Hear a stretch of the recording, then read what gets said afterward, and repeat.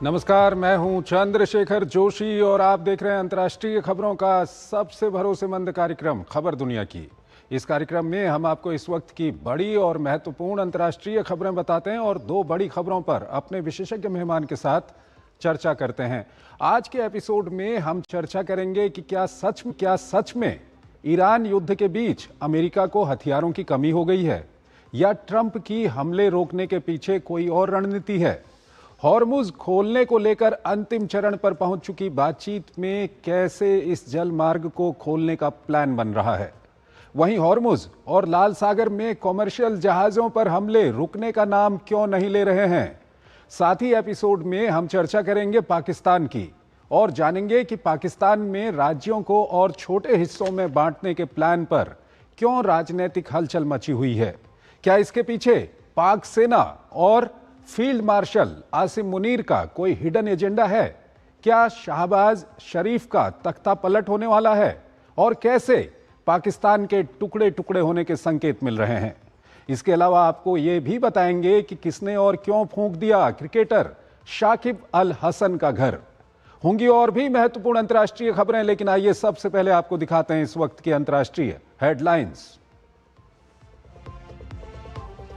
Hormuz strait पर Oman Iran के बीच समझौता अंतिम चरण में, नया रास्ता बनाने पर बनी सहमति।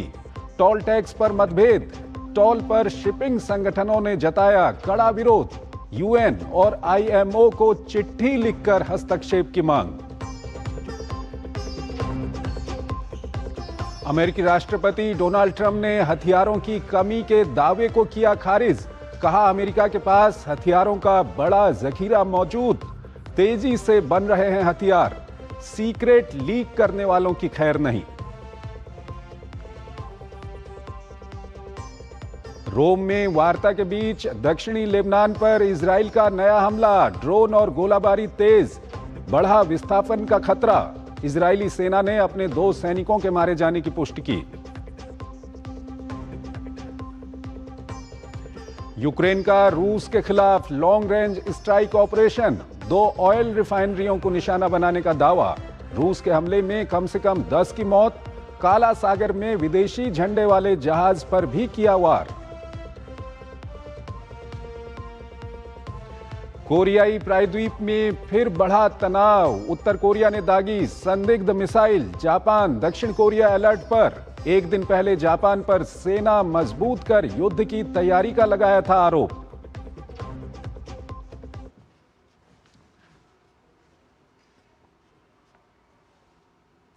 और आइए सबसे पहले आपको लिए चलते हैं आज की सबसे बड़ी अंतर्राष्ट्रीय खबर की ओर। ईरान पर बड़े हमले की चेतावनी देने के बाद अमेरिकी राष्ट्रपति डोनाल्ड ट्रंप के बदले रुख ने कई सवाल खड़े कर दिए हैं। क्या अमेरिका के हथियारों का भंडार दबाव में है या फिर इसके पीछे कोई नई रणनीति काम कर रही है। और इस सब के बीच हॉर्मुज जल डमरू मध्य को लेकर ईरान और ओमान के बीच बड़ा समझौता अंतिम चरण में पहुंच गया है, जबकि समुद्र में लगातार सुरक्षा घटनाएं भी सामने आ रही हैं। आखिर पश्चिम एशिया में बदलते घटनाक्रम इस इलाके पर और वैश्विक व्यापार पर क्या असर डाल सकते हैं। देखिए हमारी ये खास रिपोर्ट और फिर इस पर अपने विशेषज्ञ मेहमान से हम चर्चा करेंगे।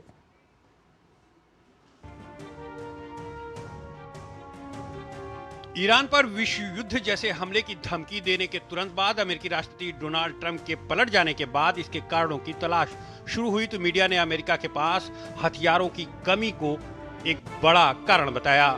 इसके बाद तरह तरह की अटकलें लगाई जाने लगी। राष्ट्रपति ट्रंप ने सोशल मीडिया पर आकर सफाई दी कि अमेरिका के पास हथियारों की कोई कमी नहीं है। उन्होंने दावा किया कि देश में बड़ी मात्रा में हथियार तैयार किए जा रहे हैं और उनकी सप्लाई लगातार जारी है। दरअसल एक चैनल ने दावा किया कि अमेरिकी सेना थाट मिसाइल डिफेंस सिस्टम के करीब 80% इंटरसेप्टर और पेट्रियट सिस्टम के लगभग आधे इंटरसेप्टर इस्तेमाल कर चुकी है। मीडिया में राष्ट्रपति ट्रंप द्वारा कैबिनेट बैठक में मिसाइल भंडार में कमी को लेकर रक्षा मंत्री हेक्सेथ से पूछे गए सवालों को लेकर भी खूब चर्चा रही। हालांकि व्हाइट हाउस ने इन दावों को खारिज कर दिया। रिपोर्ट के मुताबिक ट्रंप इस बात से नाराज थे कि उन्हें लंबी दूरी की गाइडेड मिसाइलों और एयर डिफेंस इंटरसेप्टर की उपलब्धता को लेकर सही जानकारी नहीं दी।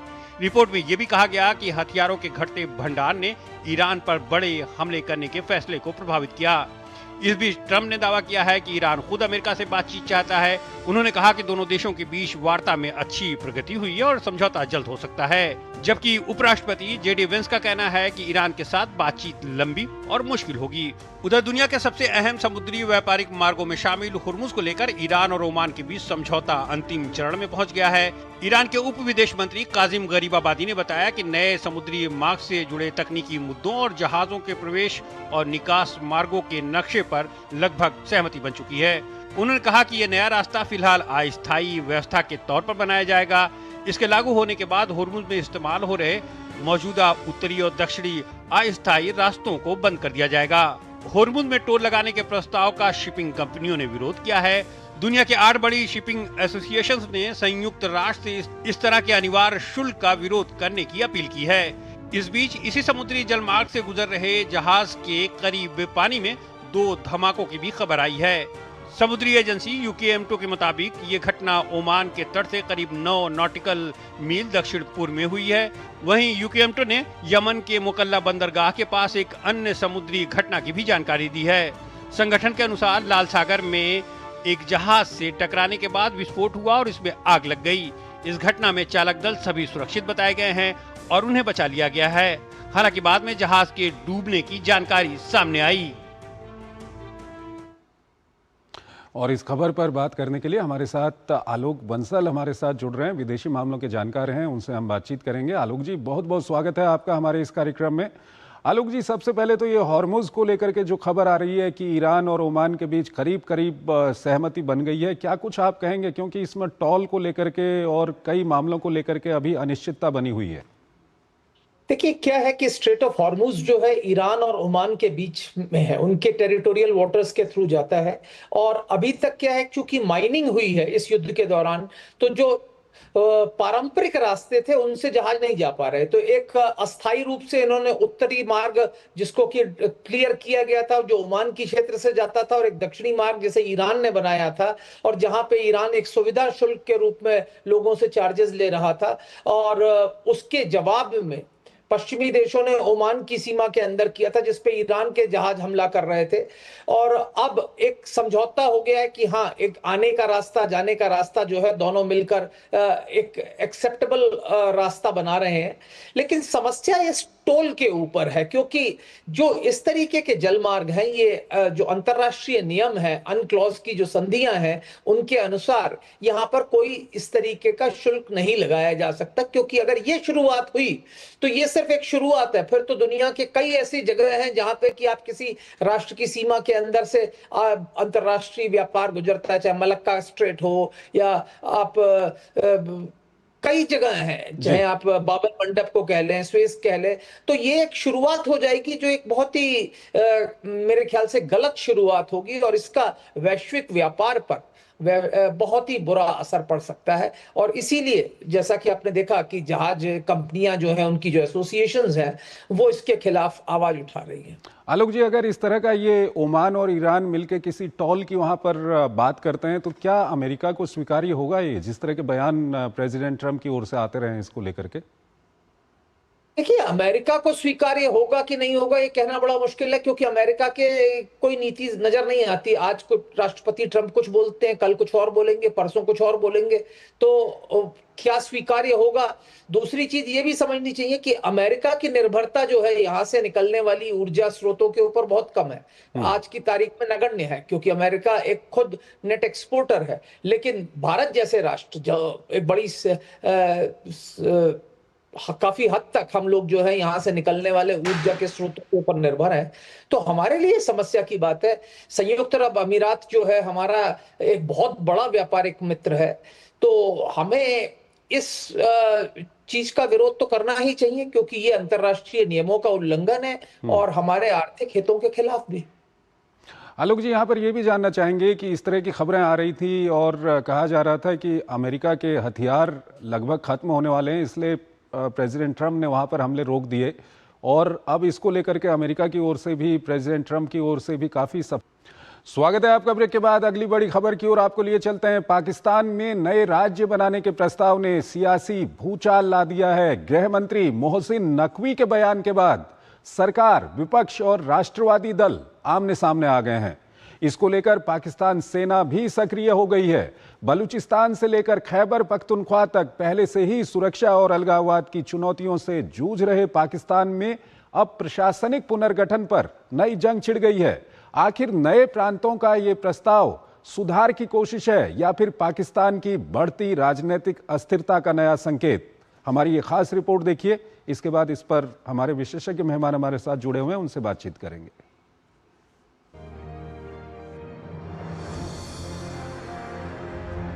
पाकिस्तान में प्रांतों के बंटवारे वाले प्रस्ताव पर बवाल खड़ा हो गया है। ये विवाद तब सामने आया जब पाकिस्तान के गृह मंत्री मोहसिन नकवी ने शासन का ढांचा ध्वस्त होने की बात कहकर इसमें बड़े बदलाव की जरूरत पर जोर दिया। दरअसल मोहसिन नकवी आसिम मुनीर के करीबी माने जाते हैं। ऐसे में उनके बयान ने पाकिस्तानी सियासत में बड़ी हलचल पैदा कर दी है। कई लोग चेतावनी दे रहे हैं कि अगर प्रांतों की सीमाओं से जुड़े मुद्दों को फिर से उठाया गया तो मौजूदा राजनीतिक और जातीय मतभेद और गहरे हो सकते हैं। मोहसिन नकवी का तर्क है कि बड़े प्रांतों खासकर पंजाब और सिंध का प्रभावी ढंग से प्रशासन चलाना मुश्किल हो गया है और नए प्रशासनिक यूनिट बनाने से शासन और सेवा वितरण में सुधार हो सकता है। इस प्रस्ताव का शहबाज की पीएमएलएन और बिलावल की पीपीपी समेत दूसरे राष्ट्रवादी समूहों ने कड़ा विरोध किया है। जमात उलमा इस्लाम फजल के प्रमुख मौलाना फजलुर रहमान ने मोहसिन नकवी के खिलाफ मोर्चा ही खोल दिया है। उन्होंने पाकिस्तान की मौजूदा स्थिति की तुलना आग लगे घर से की है। उन्होंने कहा कि अगर साझे घर में आग लग जाए तो आप उसे बुझाते हैं, ना कि बांटते हैं। एक तरह से ये लड़ाई सरकार बनाम सेना हो गई है। नए प्रांतों का गठन संविधान संशोधन से होगा और अगर बिलावल और शहबाज इसका विरोध करते हैं तो ऐसा होना संभव नहीं है। इसलिए शहबाज की छुट्टी की अटकलें लगाई जा रही हैं। पाकिस्तान में 4 सूबे हैं। इनमें से बलूचिस्तान में अलगाववादी बलूचिस्तान लिबरेशन आर्मी ने विद्रोह का झंडा बुलंद किया हुआ है। बलूचिस्तान पाकिस्तान का सबसे बड़ा सूबा है। ये देश के करीब 45% हिस्से में फैला है। बीएलए के लड़ाके अलग देश की मांग को लेकर लड़ रहे हैं। विद्रोही 70% हिस्से पर कब्जे का दावा कर रहे हैं। ये धड़धड़ाते किसी भी शहर में घुसकर जब चाहे हमला कर देते हैं।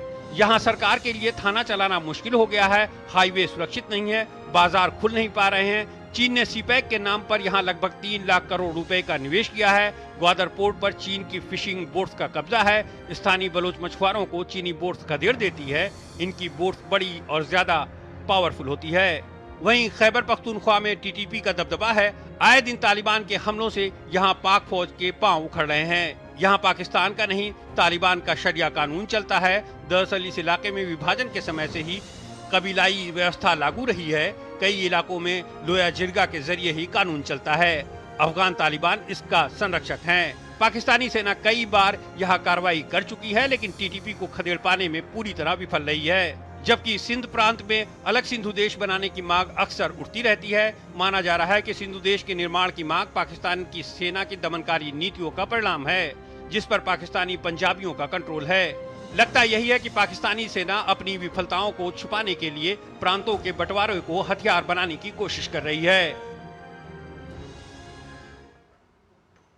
आलोक बंसल हमारे साथ जुड़े हुए हैं, विदेशी मामलों के जानकार हैं। आलोक जी, पाकिस्तान के गृह मंत्री मोहसिन नकवी का ये बयान और उसके बाद जो सेना के प्रवक्ता हैं उन्होंने भी कहीं ना कहीं इनके बयान को एंडोर्स किया, और मोहसिन नकवी आसिम मुनीर के करीबी रिश्तेदार भी हैं। क्या पाकिस्तान में कुछ नया चल रहा है, कुछ खिचड़ी पक रही है वहां पर? देखिए, पहली चीज तो समझना चाहिए, मोहसिन नकवी किसी भी पार्टी के कैंडिडेट नहीं है। वो सेना ने उनको गृह मंत्री बनाए रखा है, तो वो वहां पे है और वो जो बोल रहे हैं वो सेना की बात बोल रहे हैं। ये जो नए राज्यों की बात है, ये पाकिस्तान के कॉन्टेक्स्ट में बड़ी ही क्लिष्ट चीज है। एक सिंध के अंदर जो मुहाजिर हैं, जो कराची और हैदराबाद में हैं, वो काफी समय से मांग कर रहे हैं कि जो अर्बन एरियाज हैं जो सिंध के हैं वो अलग हो।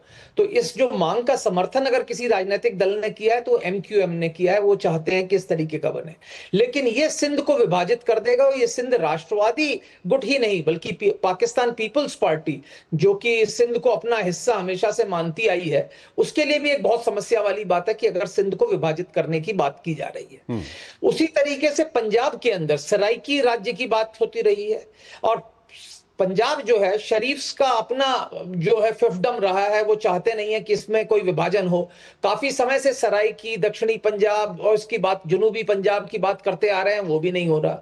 खैबर पख्तूनख्वा के अंदर एक हजारा प्रांत की मांग चलती है, जो हिंद को भाषी लोग बोल रहे हैं। बिल्कुल। ये जो चीजें हैं, इनके क्रियान्वयन से जो राष्ट्रवादी जो ताकतें हैं वो और ज्यादा सुदृढ़ होंगी, क्योंकि जब एक जो एथनिसिटी के लोग सिर्फ एक राज्य में रहेंगे तो और ज्यादा जो राष्ट्रवादी संगठन है प्रबल होगा। और साथ ही साथ जैसे सिंधियों को लगता है कि उनके राज्य के अंदर दूसरे लोगों ने आके धीरे धीरे कब्जा कर लिया, बलोचों का भी यही मानना है कि उनको धीरे धीरे अपने ही राज्य में माइनॉरिटी बनाने की कोशिश की जा रही है, तो उसके खिलाफ आवाज उठाते जा रहे हैं। लेकिन महत्वपूर्ण मुद्दा यह है कि सेना कुछ समय से ये चाह रही है कि जो 18th अमेंडमेंट के अंदर जो राज्यों को जो वित्तीय डिवोल्यूशन हुआ था, जो वित्तीय स्वायत्तता दी थी, उसमें कुछ कमी लाई जाए। वो कई बार कह रहे हैं कि केंद्र के पास पैसा नहीं है, केंद्र के पास पैसा नहीं है, तो केंद्र को पैसा मिलना चाहिए, और उसके लिए जो अमेंडमेंट लाना है उसके लिए राज्यों की सहमति चाहिए। तो मौजूदा राज्य तो उसके लिए तैयार नहीं होंगे,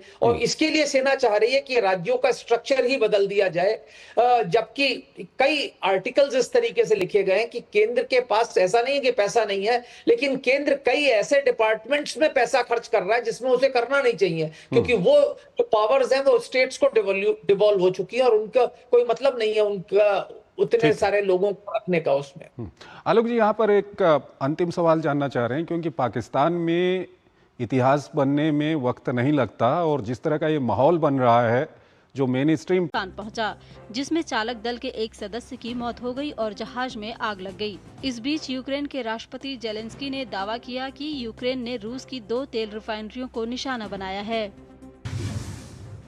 जर्मनी के गृह मंत्री अलेक्जेंडर डोब्रिन्स ने कहा कि लीप्जिंग एयरपोर्ट पर रनवे के पास रात में मिला विस्फोटक से लदा ड्रोन एक हाइब्रिड हमला था, जिससे देश के लिए नया खतरा पैदा हो गया है। एयरपोर्ट के कर्मचारियों को रात में दक्षिणी रनवे के पास एक प्रतिबंधित कार्गो एरिया में ड्रोन मिला। इसके बाद उड़ान रोक दी गई और कई विमानों का रास्ता बदल दिया गया। अमेरिकी जांच एजेंसी FBI के डायरेक्टर काश पटेल ने बड़ा खुलासा किया है। उन्होंने बताया कि FBI ने पिछले 1 साल में अमेरिका के प्रतिद्वंदी देशों चीन और रूस की जांच एजेंसियों के साथ साझेदारी विकसित की है, जिसका मकसद फेंटानिल, साइबर फ्रॉड और बच्चों के यौन शोषण जैसे अंतर्राष्ट्रीय अपराधों से मिलकर निपटना है। इस दौरान FBI और चीनी अधिकारियों ने संयुक्त रूप से छापेमारी और कई गिरफ्तारियां भी की हैं। डेमोक्रेट शासित अमेरिकी राज्य न्यू मैक्सिको ने US डिपार्टमेंट ऑफ जस्टिस पर अदालत में केस किया है। राज्य का आरोप है कि फेडरल एजेंसी जेफरी एप्स्टीन से जुड़ी फाइलें देने से इनकार करके इस दिवंगत यौन अपराधी के मामले में राज्य की जांच में रुकावट डाल रही है। इस मुकदमे से US एजेंसी की एप्स्टीन फाइलों को लेकर चल रहा राजनीतिक विवाद और बढ़ गया है। ब्राजील में राष्ट्रपति पद के उम्मीदवार सीनेटर फ्लेवियो बोल्सोनारो ने कंजर्वेटिव कांग्रेसमैन अल्फ्रेडो गैस्पर को उपराष्ट्रपति पद का उम्मीदवार चुना है। बोल्सोनारो अक्टूबर में होने वाले राष्ट्रपति चुनाव में वामपंथी राष्ट्रपति लुइस इनासियो लुला दा सिल्वा के मुख्य दक्षिणपंथी प्रतिद्वंदी हैं।